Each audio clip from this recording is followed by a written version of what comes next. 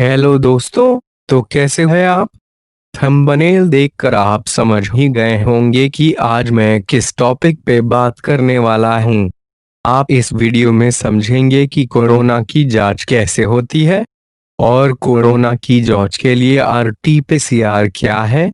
दोस्तों, आप अपना सपोर्ट मुझे दीजिए मेरे चैनल को सब्सक्राइब करने के द्वारा। समझिए, डीएनए को आरएनए में बदलने की प्रोसेस को हम लोग ट्रांसक्रिप्शन कहते हैं और आरएनए को डीएनए में बदलने की प्रोसेस को रिवर्स ट्रांसक्रिप्शन कहते हैं। किसी भी चीज की एकदम सटीक पहचान उसकी डीएनए से होती है। डीएनए से जो पहचान की जाती है उसे डीएनए फिंगरप्रिंटिंग कहते हैं। वो बिल्कुल सटीक होती है, इसमें कोई दो राय नहीं होती है। अब जो कोविड-19 यानी कोरोना वायरस है, इसमें डीएनए होता ही नहीं है। पहला तो ये इतना घातक बीमारी और दूसरा इसकी पहचान करने के लिए जो मेन सोर्स था डीएनए, वो इसमें होता ही नहीं है। इसमें आरएनए होता है। कोरोना वायरस का जब स्ट्रक्चर देखिएगा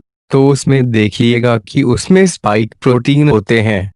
स्पाइक प्रोटीन इसे पकड़ने में मदद करते हैं और इसके अंदर इसका जेनेटिक मटेरियल होता है, यानी जेनेटिक इंफॉर्मेशन ले जाने वाला आरएनए होता है। लेकिन हम लोग जानते हैं कि किसी भी चीज की सटीक पहचान उसकी डीएनए से होती है, जबकि कोरोना वायरस में डीएनए नहीं होता है। तो हम लोग आरएनए को कन्वर्ट कर देते हैं डीएनए में और इस प्रोसेस को हम लोग क्या कहते हैं? इसे हम रिवर्स ट्रांसक्रिप्शन कहते हैं। इसीलिए कोरोना वायरस आरएनए होने की वजह से जो जांच की जा रही है उसे हम लोग आरटी-पीसीआर कहते हैं, जिसका फुल फॉर्म होता है reverse transcription polymerase chain reaction. अब आप लोग के मन में सवाल आ रहा होगा कि ये जांच में होता क्या है। देखिए, जब भी कोई वायरस या बीमारी मिलती है तो उसके डीएनए की सैंपल ले ली जाती है लैब में और फिर उस सैंपल को सभी जगह भेज दिया जाता है। जैसे कोई भयंकर अपराधी जिसे पुलिस खोज रही होती है तो उसकी फोटो सारे राज्यों के पुलिस स्टेशन के पास भेज दी जाती है, उसी तरह से वायरस की सैंपल को सभी लेबोरेटरीज में भेज दी जाती है। अब समझिए इस टेस्ट में होता क्या है। इस टेस्ट में मरीज के मुंह से बलगम निकाला जाता है, उसके बाद उसकी सैंपल को वायरस के डीएनए के साथ मैच कराया जाता है। अगर मैच कर गया तो कोरोना पॉजिटिव और नहीं किया तो कोरोना नेगेटिव। समझ में आ गया? अरे रुकिए रुकिए, अभी आगे भी है।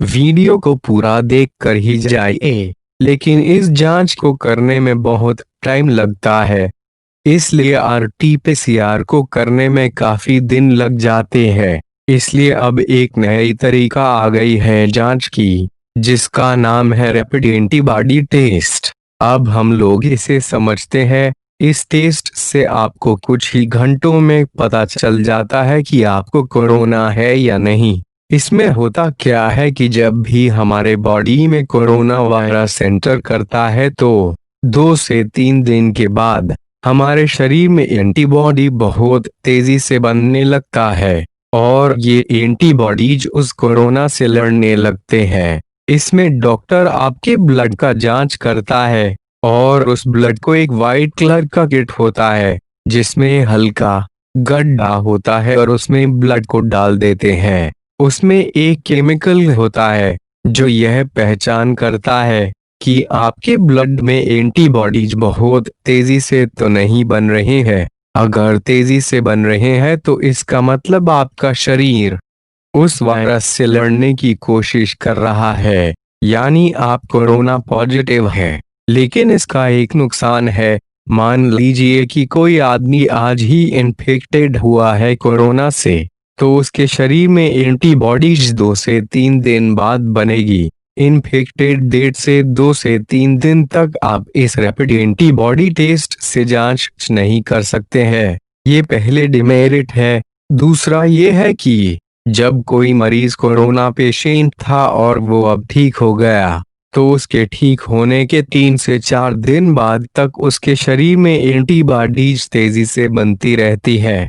लेकिन इसका फायदा ये है कि अगर आपके बॉडी में कोरोना के सिम्पटम्स दिख रहे हैं तो आप ये टेस्ट करवा सकते हैं और इसमें आपको रिजल्ट 1 घंटे में पता चल जाएगा। इंडिया में टेस्टिंग की रेट काफी ज्यादा बढ़ा दी गई है। इंडिया का दावा है कि उसने इसकी वैक्सीन बना ली है और उसे जल्द ही लॉन्च करेगी।